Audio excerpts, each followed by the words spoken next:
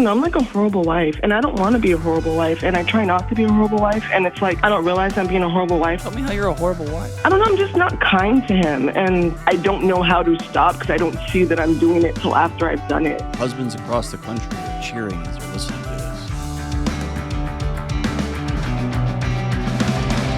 What's up, what's up, what's up? This is John with the Dr. John Delony Show. Show where we talk about your marriage or your mental health or boundaries, hard decisions you've got to make, dealing with kids, whatever's going on in your life. When it comes to your relationships, your mental health, to what's going on in your kids' schools, all of it. We've entered into this vortex where there's experts on every corner yelling and screaming. Very few people are telling the truth anymore, and there's just so much chaos and so much noise. And I spent the first, a long time. I tried to disappear from the internet. I didn't want to participate in any of this. I wanted out. And I had a counseling professor who put her finger in my chest, and she said, you don't get to do that. You don't get to walk away. You got to get involved. And I didn't know involvement was going to be hosting a podcast and doing everything on the internet. But here we are, with the YouTube show, all of it. So here's my promise. I'm going to cut through the noise. I'm going to sit with you, and we're going to figure it out, whatever's going on in your life, and we're going to get you to the help that you need or help you to the next right step. If you want to be on the show, give me a buzz at 1-844-693-3291. It's 1-844-693-3291, or go to johndelony.com/ask. And pre-sale for Building a Non-Anxious Life is live. I'm super hyped about this book. You can see it up there. I don't see if Nate Dogg can point up to it for the YouTube gang. It's up there. You can just see it. Look at that. Look at that fancy book. Way to go, Nate Dogg. That was some camera work right there. Hey, I was talking to our team this morning. We have about 1,000 people that work here and at the company, and I was talking to the team this morning, and I just let them know, hey, this book broke me. This book caused me to look in the mirror in the way that I haven't ever, and to say some things out loud with a therapist and with my people that I care about and love that I never said before, and to really dig into what's the idea, what am I doing here, and more importantly, what does a non-anxious life look like? What's the point? And it's been a transformative year, to say the least. And from everything from physiological metrics to heart rate metrics to my daughter that I can't get from hugging me anymore, which is just making me smile right now, to a better marriage, to just everything, every aspect. Is everything perfect? Absolutely not. Are things coming sideways? Yes. Have I been pissed off? Yes. And I'm not anxious about it. I'm not chronically stressed about it. I'm not burned out. Check this book out. It's $20. Building a Non-Anxious Life. It comes with some stuff, and we're going to keep adding stuff as we go. But go to johndelony.com and check it out. Hey, before we go to the call, Kelly, top 5, dude. I know. Look at us. I know. The little engine that could. We're like legit. All these 17 listeners, man, they are refreshing like a bunch of gangsters, God bless man. them. Yeah. God bless the 17. The OG 17. We the rankings came out the other day, and we were number 4. And it's pretty exciting stuff, man. We were pretty hyped. 4 in was it health and fitness? I don't remember what the categories are, but pretty exciting stuff, dude. It's awesome. That's all I'll say about that. And my friend Sean Ryan, his show went to number 2 on the big boy list. It's like Rogan and the Sean Ryan show, and he's a guy down the street from me. I'm super proud of him, the former Navy SEAL, and he's doing an amazing job with his show too. All right, let's go out to Danny in Los Angeles, California. What's up, Danny? Hey. How's it going? You all right? Yeah, I'm all right. I'm just super nervous, and then I listen to your show, and people are like, I'm so nervous, and I'm like, oh my gosh, get over it. And now I'm super nervous. Hey, well, now you've made me nervous. Now this whole thing's just going to be a jittery mess. No! It's all good. What's up? I just wrote to you because, I don't know, I'm like a horrible wife, and I don't want to be a horrible wife, and I try not to be a horrible wife, and it's like, I don't realize I'm being a horrible wife till I've already, done it. And, yeah, I just could use some insight about that. Tell me how you're a horrible wife. I'm just super dismissive of my husband, and I just speak to him really cold, and I don't know, I'm just not kind to him. And I don't know why. Like, how can I say it? Like, I don't know. I'm just not kind to him. Like, I'm very like short with him, and I don't have a lot of patience. And even when he's like playful, like I'll think in my mind, like, react, be playful as well. And then instead I'll be like rude. And then I won't even see that I'm being like rude to him until hindsight. I'm like, oh crap, that was like really mean. And sometimes I even like cry and like apologize to him, and, he accepts my apology. We've been like friends for literally 18 years, but I feel like it's beating him down. And he literally has like some gray hairs now. And then I feel guilty. Like those are my gray hairs, like I did that. Yeah. And, I don't know. I just don't want to be that person. I feel like I'm sabotaging my marriage, like literally. And then I don't know how to stop because I don't see that I'm doing it till after I've done it. Number one, dude, husbands across the country are cheering as they're listening to this. And here's why. After 18 years, it's hard to look in the mirror and say, oh, dude, what if I'm the problem? Right? Like, what if I'm contributing something significant to this? So, dude, high five to you. Way to go, Danny. So, and let's be honest, you and I could dig into your backstory for a while. That's hard to say out loud what you just said, isn't it? Yeah, I mean, it is because I've just been working on it, and I want to say I can't, but it hasn't surrender. been It's surrender. successful. What you're doing is not working. How about that? Yeah, exactly. So often when somebody walks me through a story like you just did, there are some deep, deep roots in that type of response. Either you grew up in an abusive situation or a chaotic situation or a situation where you had to run the show or you were asked to run the show. Tell me about growing up. What was it like? Well, that's crazy that you said about running the show, because I feel like I have to keep everything together. So my dad was an alcoholic, like RIP. Yeah, he was. And I don't know, my mom was just like really like passive about it. She didn't really stop him from being chaotic. Like he wasn't like physically or abusive like that, but he would like rage out and just kind of just cause a really hostile home environment. And my mom was like really passive. She was just like quote unquote keeping the peace. But listen, you were not gonna be her. You'll be damned if you're gonna let the man you love just die. Right? You're not gonna be her. Right? Not gonna do that. Yeah, but not even just die. Just like, how could you let someone like be crazy like that? And so as a kid, I would like literally go like toe to toe with my dad. Like he never like hit me or anything crazy, but I'd be like the one arguing like, hey, like you can't be screaming like that. Like I would literally like be a little girl like telling my dad like, cool it, like, because he would bring all that negative energy into the home. And then my mom would be like, no, go to your room. We have to keep the peace. And it's like, right, bro, so there's listen to me. Dude. Sorry. No, don't be sorry. I'm proud of you and I'm heartbroken for you. Because I got a 7-year-old little girl right now and I'm just picturing her having to stand up to me. And it breaks my heart. Because that wasn't your job, man. That was your dad's job. That was your mom's job.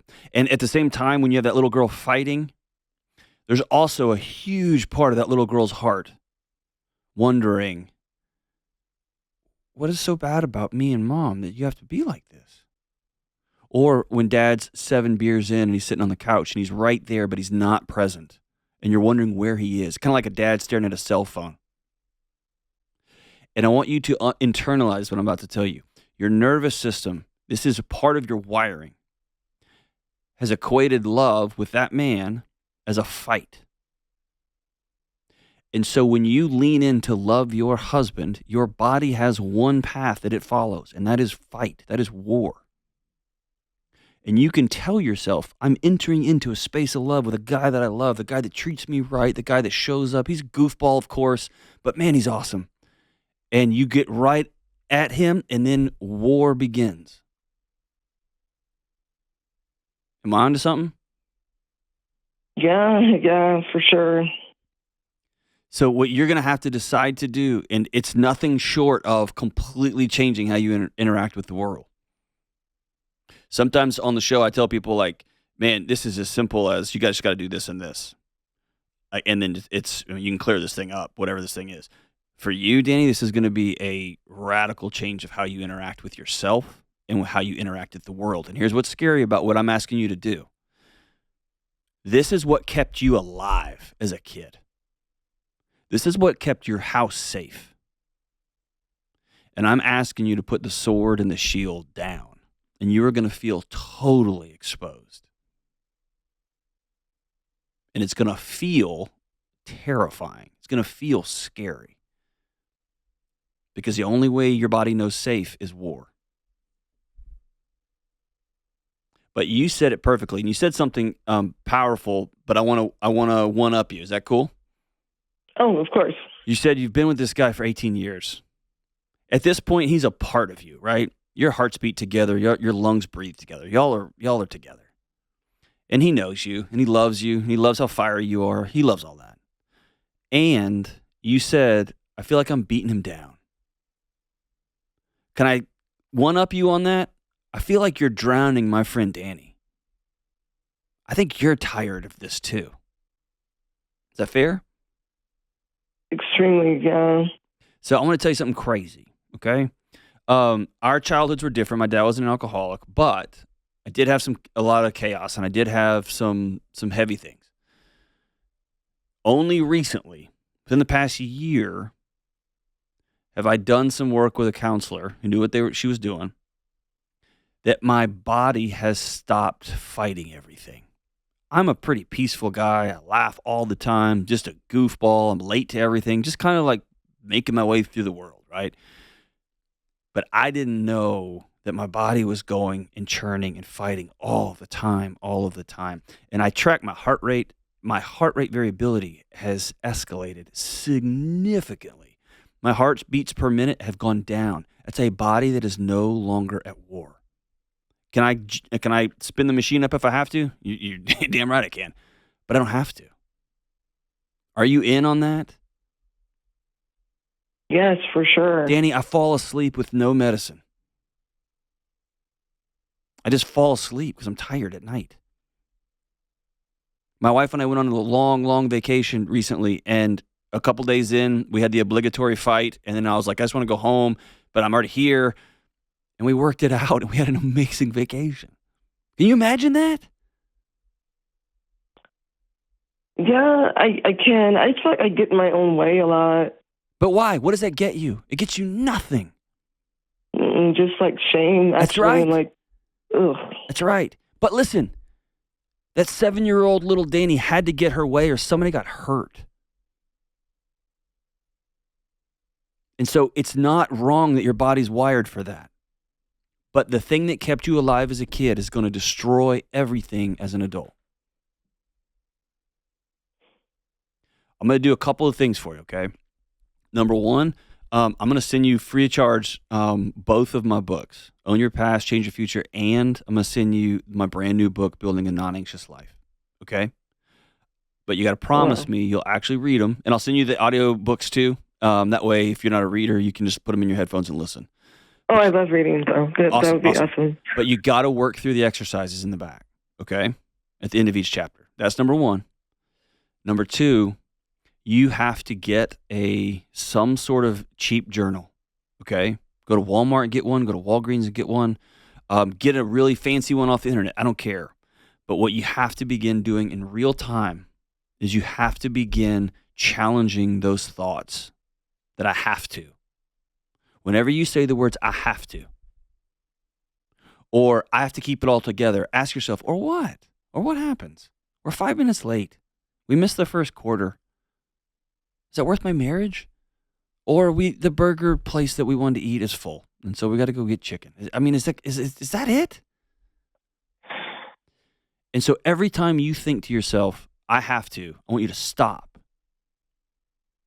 It's going to be an annoying 30 to 60 days doing this. You're going to catch yourself, and you're going to be stunned at how awful you talk to Danny.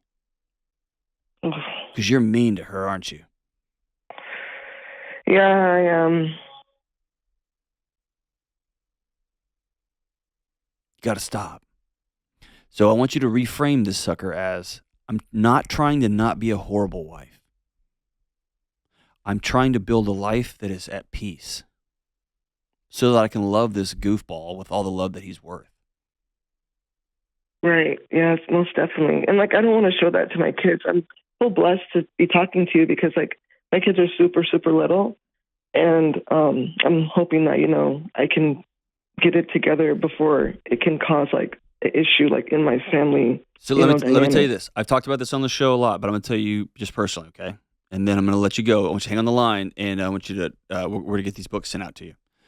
I'm an amazing savant, and I'm not just saying that because I'm a parent. I'm saying that because I've been an educator for a long time. I got a really savant, brilliant little girl. She's 7. And I've got a son who's humongous. He's very, very tall for his age, and my daughter's very, very small. And you know this as well as I do, that hugs from your kid are healing. They're therapeutic, right? And for sure. My daughter, it was really, when I would pick her up, she would get real rigid. This is when she's 5 or 6. We were having full conversations, laughing, going fishing together. But when I would try to hug her, she would duck and move and bob and weave. She had a whole system.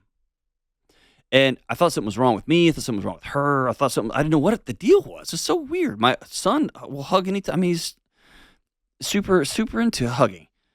And then my wife mentioned it. My counselor mentioned it. I did some reading. My daughter's body had recognized I'm not safe. There's some sort of internal churn, internal reactor that's hot. I never scream in my house. I don't swear in my house. I don't hit anybody in my house. But my daughter could feel, her tiny little body could sense, that guy's not safe. And I want to tell you, you probably have you got several kids, you got one of them that's like that, and you got one of them that is super, super clingy. Does that sound right? Well, I have one. I'm going to have another one next week. So. Oh, wow, you're in it now. Awesome. Which one is your other one? He's 2. Okay. Is he super, super, super clingy, or is he running around? He's all over the place. Okay. All right. Often little kids, one of them will feel like it's their job to make sure mom and dad are okay. Oh, no. The other one, my worst nightmare. I know. The other one will try to make sure that they don't get near mom and dad, even though they're trapped in the same house. I want you to know on the other side of this, on the other side of healing, I can't keep my daughter off me anymore. She's like a monkey. She curls up in my lap. She's on me all the time. And I can't tell you what a gift it is. And why do I tell you all that? Not because I'm special. I promise you, Danny, I'm not. I'm a mess. But I'm telling you that because if you will follow the steps, especially in building an anxious life, you'll follow the steps in this book.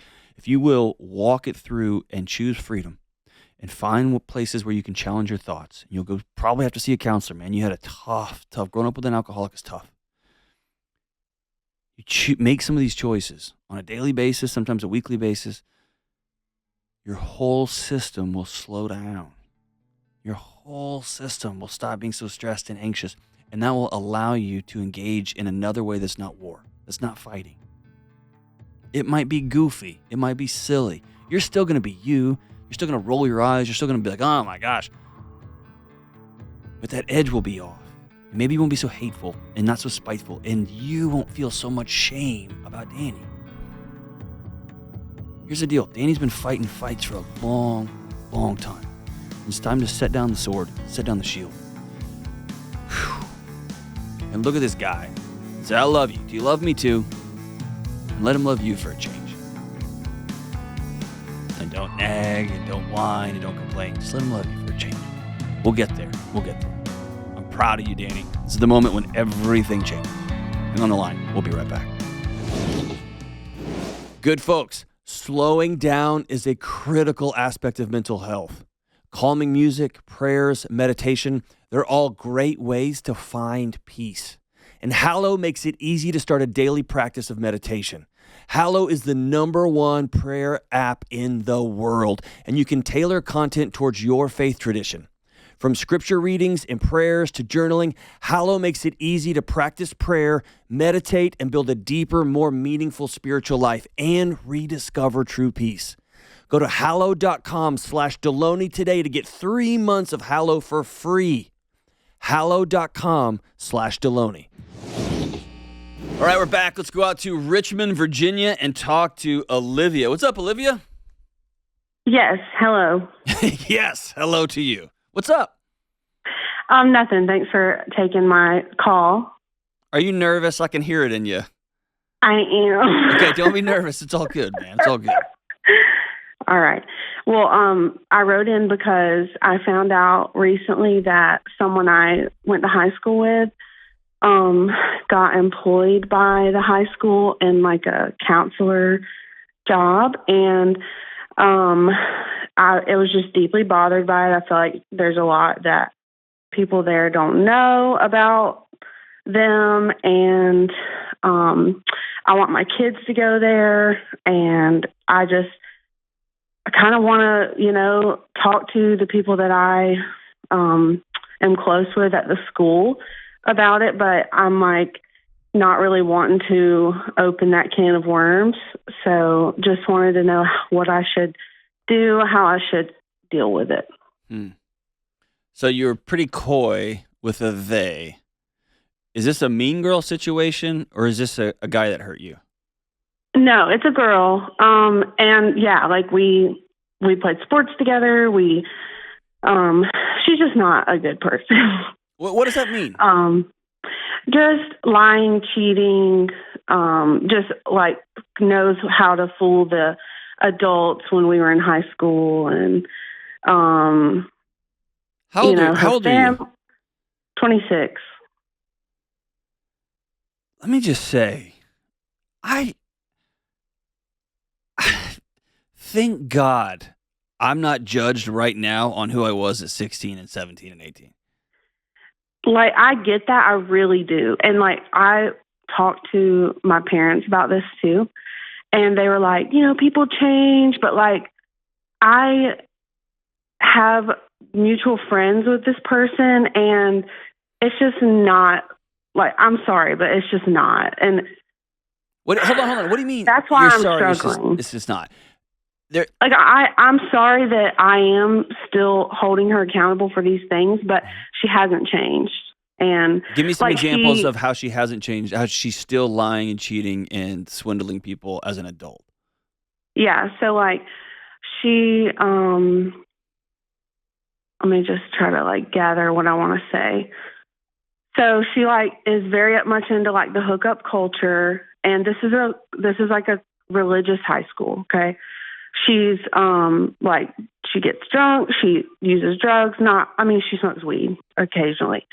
And like, just not, her morals and the values of her life don't align to what this school is about. And that's why I feel like every close adult, which is basically my parents, they were like, what? Like, I'm sorry, who let that happen, And so I'm just thinking, which I know this is not realistic, but like in 15 years, if my kids go there, how am I going to deal with that? Oh, like, geez. Yeah.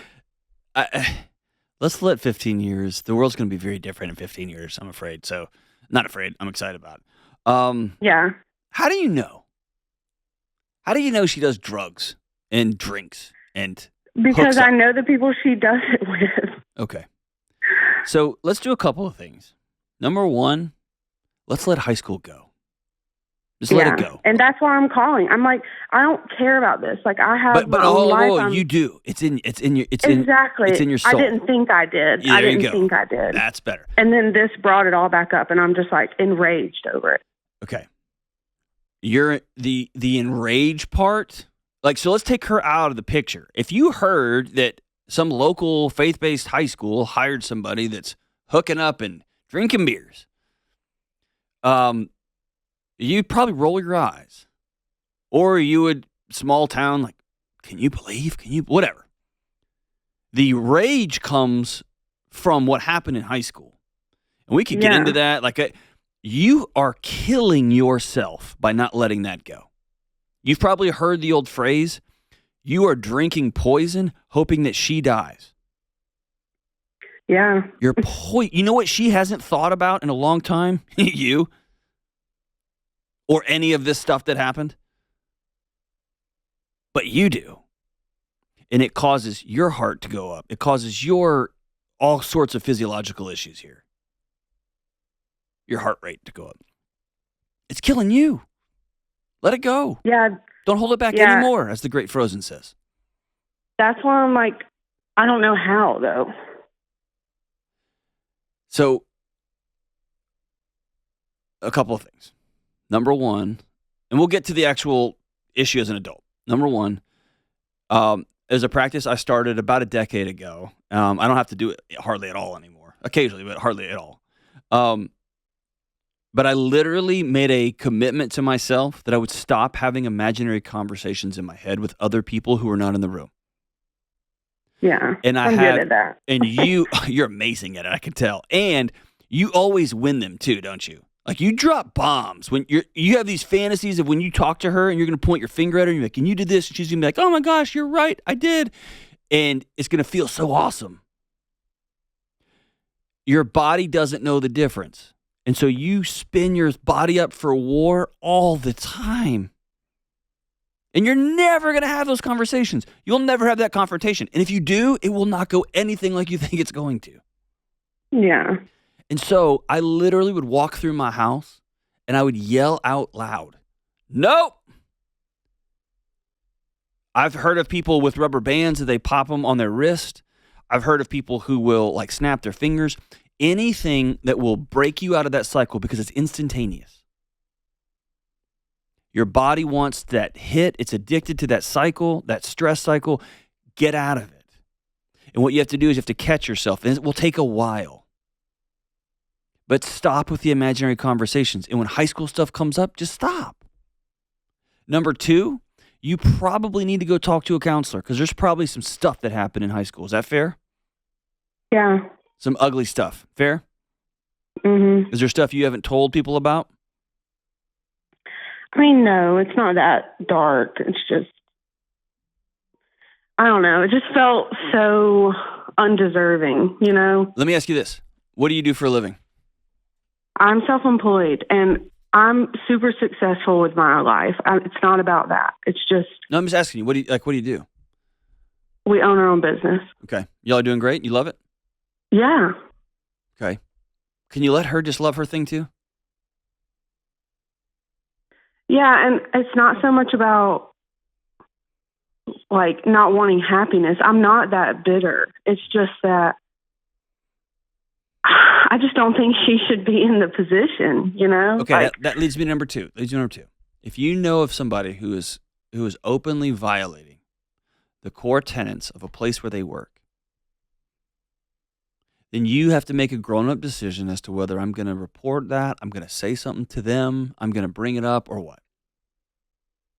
But I want to challenge you to make your decision and either say something or make your decision to not say anything and move on with your life. Because you're caught in this gray area and you're torturing yourself. Yeah, I agree. And that's kind of what I'm saying. Like, is just moving on fine? Because, like, morally, I just feel like... I don't think they asked you. Yeah, you're right. I mean, the school didn't, like, put out feelers and be like, whenever I got my job at Belmont, they had an open call, right? They put it in the paper. Here's the finalists. They had a open, like, a forum to where anybody could come in. Right? It was open, like, you got something to say it now. It's like forever hold your peace, right? Yeah. That school didn't ask you for that. Yeah, you're right. So you want to insert yourself into a situation that doesn't concern and that's you what I'm saying. I don't feel like it's my place, but I just want to, like, not be so bothered by it. I think you want to burn her to the ground. I mean, it's really not. I don't feel like it's that bad. I promise you. I really. It is. It is. And I can't tell you. I would let it go. Yeah. And if there's something going on that's wrong, right? Like, and I could see myself having a conversation with an executive somewhere. I would have no problem with that. If I felt like my values and morals were challenged on a particular situation, letting somebody know, hey, I need you to know this about this person. I've done that recently, actually. It was a super egregious situation, but I was pretty clear. Yeah. Right? And so if you feel like you need to do that, do it. Just do it. But if you're not going to do that, walk away. Yeah. Walk away. And I want to catch myself here. I said they didn't invite you into this conversation, like you're inserting yourself in the problem. Sometimes good citizens do. They run into the middle of a situation because they see something that somebody else doesn't see. I don't want a house on fire and sitting out in the front yard and being like, well, they never asked me to come help them, so I'm just going to watch it burn down. Don't do that, right? Yeah. So if you know somebody is doing something unethical or illegal, or they are pulling the wool over, especially as a teacher, right, and as an educator, as a mental health professional, as a counselor, for God's sake, yeah, maybe you do say something. Maybe you go to that person first and you say, hey, this isn't cool. And you get involved that way. That's cool. That's fine. But make your decision and then be done with it. And I want you to practice over the next 30, 60 days. I want you to practice when you start that imaginary conversation, when she's in your head, literally say out loud, stop. No, not doing this. I'm being present where I am. What happened in high school happened in high school. It was 8 years ago, almost a decade ago. Let it ride. And if there are some hard things you need to talk about, some things that weren't fair, some things that hurt you, grief demands a witness. You need to say those things out loud in front of somebody who will hear you. Okay? So call a local counselor. Book a couple of sessions. But there's some sort of thing in you that you had to overcome a lot, and you've got a successful business. And she lied and cheated and stole her way. She's still doing it, and now she's got this successful job, like helping young people. No, she doesn't get to do that. And I would just say, man, let the self-righteousness go. Let it go. Let high school be high school. Thank God I'm not judged on who I was in high school. Hopefully I've grown up a lot. And maybe, just maybe, if somebody calls her out in an appropriate way, she'll go, you're right. I'm sorry. Or maybe she just needs to be removed from that position. Or maybe you can work real hard to set that brick down and just let her out of your life for good. We'll be right back. This show is sponsored by BetterHelp. Hey folks, all of us need a little guidance sometimes. In life, we're faced with tough situations and choices, and the way forward isn't always clear. I've been in that position. In fact, I'm in that position right now, and therapy is helping me find a path through it. Whether it's a career decision, relationship at a crossroads, or some other struggle you're facing, you need someone to talk with to move ahead with confidence. So if you've ever considered therapy, I recommend BetterHelp. BetterHelp connects you with a licensed therapist who can walk with you on that journey to discover who you want to become. BetterHelp is entirely online, so it's convenient, flexible, and it fits your schedule, whatever your schedule may be. Just fill out a brief questionnaire to get matched with a licensed therapist, and you can switch therapists at any time for no additional charge. So let therapy be your map with BetterHelp. Visit BetterHelp.com/Delony today to get 10% off your first month. That's BetterHelp, HELP.com/Delony. All right, we're back. Let's go out to Florida and talk to the great and wonderful Amy. What's up, Amy? Hello, Dr. John.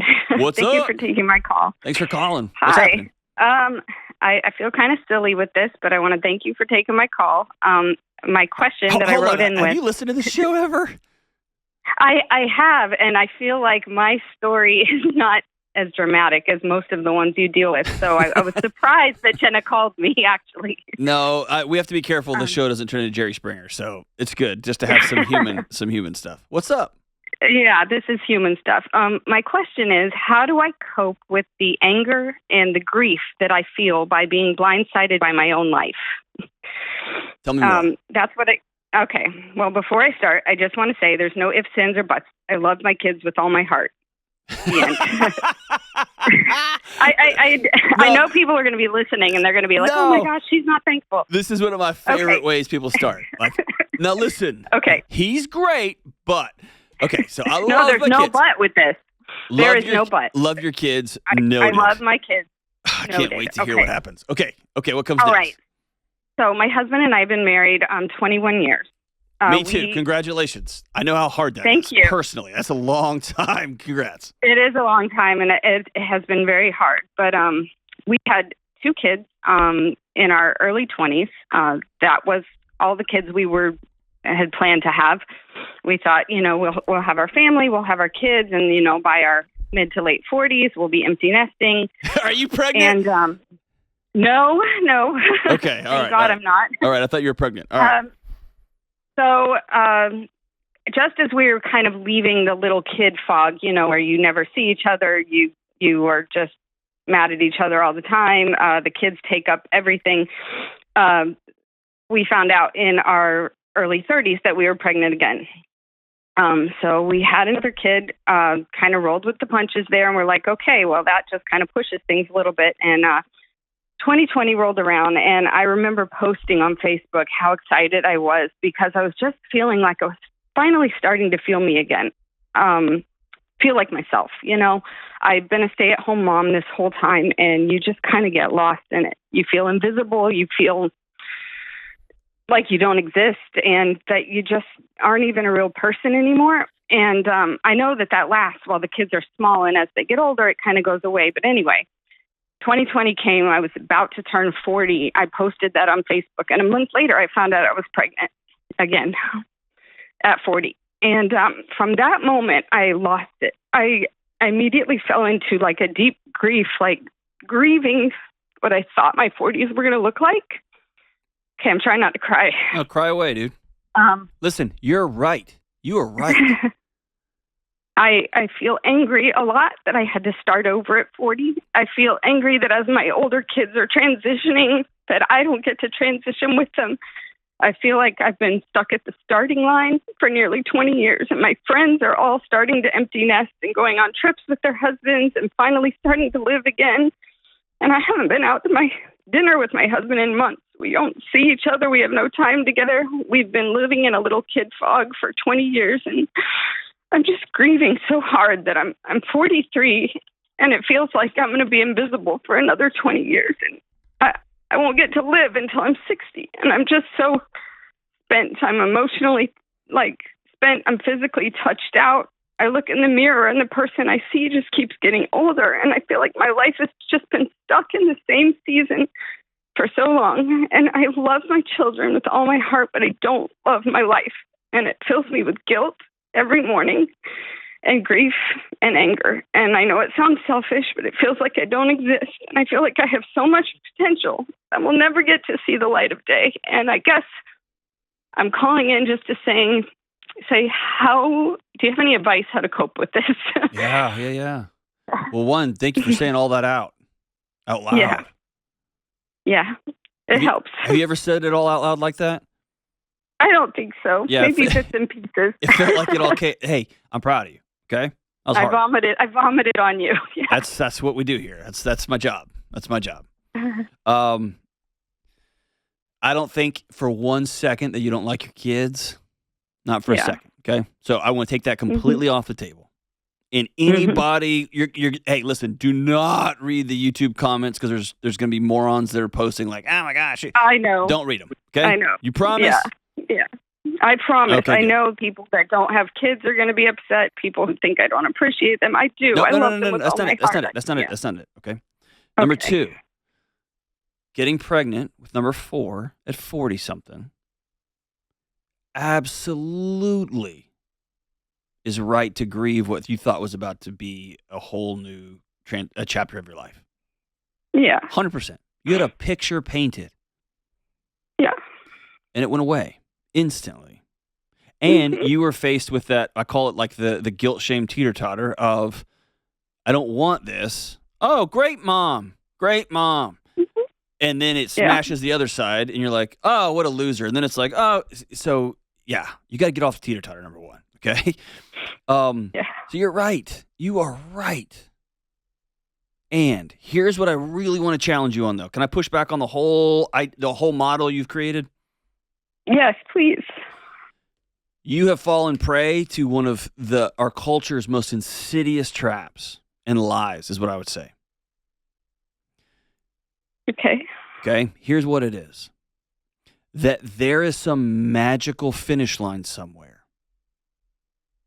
It doesn't exist. Yeah. And what that means is, right now is the life you are choosing. There are billions of people in the world that don't get choice, right? I get that. Right. Most of the people listening to the show do. And when I say choice, it doesn't mean like, it's not like you're suddenly going to get $1 million or suddenly rent's going to get cheaper. It's not. Okay. When I say choice, I mean you keep waiting until this season X is over so then you can start living your life. And what your body is reacting to right now is you are choosing consciously to not live your life. There is a fog, no question about it. And then there's a whole bunch of choices. There is chaos with 3 kids. Now a 4th and an infant? Are you kidding me? And there's a ton of choices. So I'm going to challenge you because I love you. Is that cool? Yeah. You and your husband have chosen to not go on dates for months. You'll have chosen to have your sex life just go away. You'll have chosen to take different paths. And I have little kids. I get how insane it might sound. But my promise is this. If all of your kids were checking out and you booked that first vacation and you showed up at that first vacation place, the worst part about that is you would have gone with you. The person who felt like put her life on hold for 20-something years. And I bet you didn't put it on hold as much as you think you did. Maybe I'm wrong. But I bet your kids love their mama, don't they? They do. And are your kids good kids? They're good human beings? They are. They treat people right? I think so. Does your husband bathe with some regularity? Well, that's questionable. Questionable. Please don't fall into the trap that the only contribution a person can make is some sort of dollar amount in a 401k. Yeah. Yeah, You've created and sustained. Yeah, I guess it's just, I feel like my brain is wasted. On what? On not making reports in some law office? Oh, no, I don't think I would ever do that, but just... What did your brain get wasted on?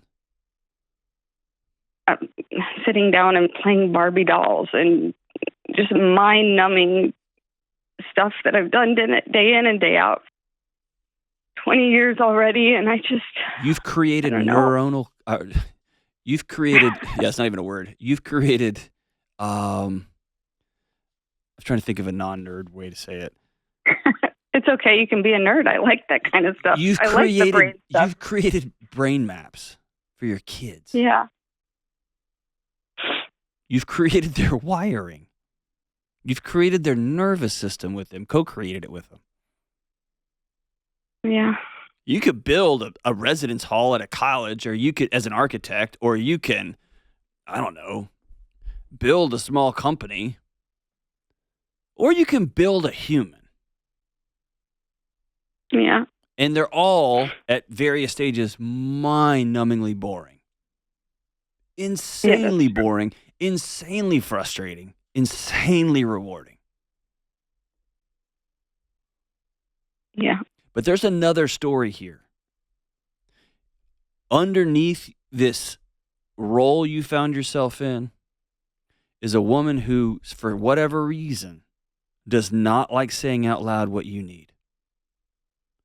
And there's a woman who doesn't like saying out loud, you know what I really want, and fill in the blank.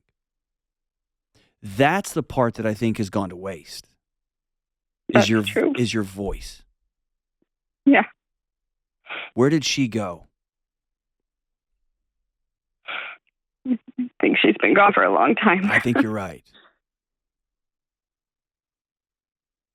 Yeah, because it's always been everybody else in the house is more important. all of their needs are more important.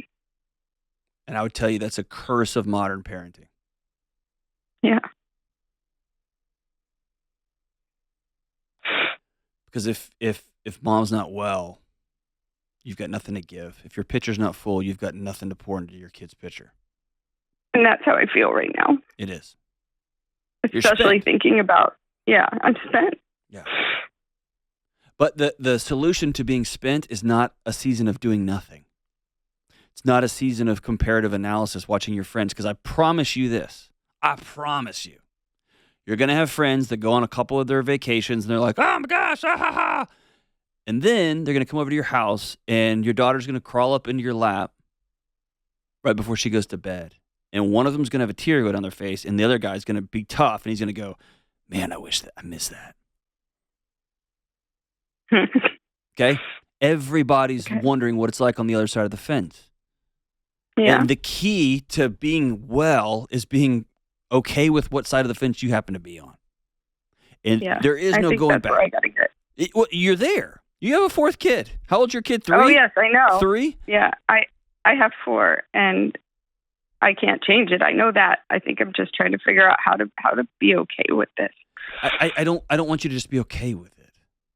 Yeah, that's the thing. I don't want to just survive. I want to thrive. Yes. I haven't thrived for a long time. So make the choice that mom goes first for a season. Will husband allow a wife with a voice? I hope so. Would he love? No, that's not a good answer. Would he love a wife that says, here's what I need? I'm going to try. I don't know that he's ever known me as that. You know, he's always kind of been like the pants in the family. So I'm going to speak up. Most men, hold on. It's not just a matter of I'm just going to speak up, because here's what's going to happen. You're going to not speak up, and then you're going to explode on him, and he's going to not know what hit him. Yeah. Most guys are so desperate to know why their wife doesn't like them. Oh, I love him. I know you do. Him. No, I do. I know you do. Yeah. But he can see his wife is miserable. Yeah. And if he's any husband worth a crap, he's wondering what it is about him that's making that happen. Yeah. And that's a very selfish way to go through the world. We all do it, right? Men and women. Everybody goes through the world going, what about me? What about me? But if you sat down and said, over the last 20 years, I lost myself in my role as a wife. I lost myself in a role as a mom. And I put every single need in this home before mine, and I've just looked up and I got nothing left in the tank. Yeah. I want to figure out what I even need. I want to figure out what I even want. And I'm going to need you to help around the house. I'm going to need you to help with dinner. I'm going to need you to help with like marriage retreats. Who do we want to become? Because we're choosing not to sleep together. We're choosing to sleep in separate rooms. We're choosing all these choices. We're choosing to not go on dates. All these things are choices. And usually these conversations get really hard. Mm-hmm. Okay? It won't be easy. And stuff from the past comes up. New surprises will show up, all that. But this is a matter of you deciding my voice matters in this house. I'm not just hired help to give my husband the life he wants and to raise 4 kids. I'm a co-creator of this place. Right. And if you hear nothing else today, your voice matters. Not only does it matter, it's really, really important that your kids get a vision of what a mom who takes care of herself looks like. Of a mom who says out loud, I need this. And dude, as a husband, I'm so grateful when my wife says, hey, I really need today off. Even when I'm so frustrated by it, because I needed today off too. Yeah. We got back from a long vacation recently, and my wife said, hey, I need me and a couple of her girlfriends, they're going out, they do this regularly. We're going out all day. We're just going to figure out where we're going to go when we go. I'd been on vacation for 2 weeks with my kids. I just needed my brain clear. But dude, I was so grateful that she said what she needed out loud, and she went, and they had a great time, and I had a blast with my kids. I just had to just change the focus of the day. And actually, thank goodness, because we had such a blast, me and my little ones. say that to tell you this. It's not just about speaking up. It's about taking your husband out and saying the way we've chosen to do marriage up until now doesn't work anymore. I want to hear from you. What kind of marriage do you want to have? I'm going to speak up. Here's the kind of marriage I want to have. Here's the kind of life I want to have. Here's the kind of kids. And we're going to get babysitters because we're going out. And we're going to go on vacation. And we're going to drag the kid along. It's going to be fine. We're going to have a blast. Kid can do what we can do. They'll be great. Or one of these older kids that we've raised for 20 years can come back and babysit. Whatever. We'll figure that out. But we are going to live the life we're going to live. And the kids are going to be a part of that, not the other way around. The modern American house that revolves around children is insane. The home should revolve around mom, and the home should revolve around dad, should revolve around parents, not the other way around. I'm going to send you a copy of my new book, Building a Non-Anxious Life. I want you guys to go through that book together, you and your husband. I'll send it to you for free. I want you to do the exercises. It's about building a life that is different now. A life where everybody speaks up, everyone's heard, everyone decides what we're going to do, everyone works together. And most importantly, it's a house where we have peace. And your house hasn't had peace in a long time. That's because Amy has taken Amy and just shoved her down. It's time for the world to meet Amy for the first time. That starts at your dinner table. Call anytime, Amy. We'll be with you every step of the way. This will get harder before it gets easier, okay? This will get tough, but you're worth it. So are those little ones, man. We'll be right back. Hey, what's up? Dr. John Delony here. Check it out. My new book, Building a Non-Anxious Life, is now available for pre-order. Here's the great news. Anxiety is not the enemy we've been led to believe. I know this because I've walked alongside countless folks over the last 2 decades, and I've struggled with this too. If you create a life of intentionally living out the 6 daily choices I've outlined in this book, you're going to be able to better respond to whatever life throws at you. You're going to learn the choices you can make day by day to create a more peaceful, joyful, less chronically stressed, non-anxious life. Plus, when you pre-order my book, I want to give you something to help you today. That's why you'll instantly get my newest talk, Smoke, Fire, and Freedom, that I gave to several thousand folks a few months ago, where I break down the misunderstandings and myths we believe about anxiety, how to reclaim your freedom, and how to build a non-anxious life.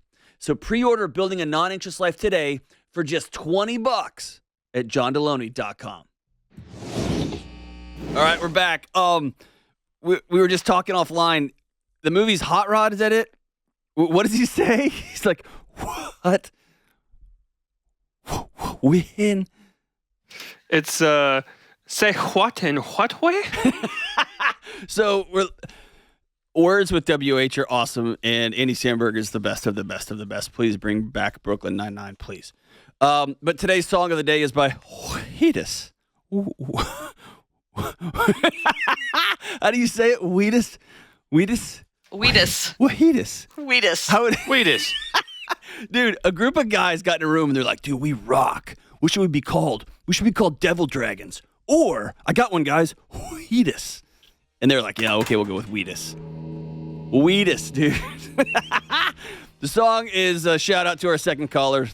It's a teenage dirtbag, and it goes like this. Her name is Noelle. Dude, Kelly, if the person in this was named Noelle, that'd be incredible. Her name is Noelle. I have a dream about her. She rings my bell. I got gym class in half an hour. Oh, she rocks in Keds and tube socks. This is going differently than I thought. But she doesn't know who I am. She doesn't care about me because I'm just a teenage dirtbag, baby. Listen to Iron Maiden, baby, with me. I think there's a reason we didn't hear a lot from Wheatus after Teenage Dirtbag. It's cool, guys. I like Iron Maiden, too. Shout out Ryan Holiday. Love you guys. Stay in school. Don't do drugs. Bye.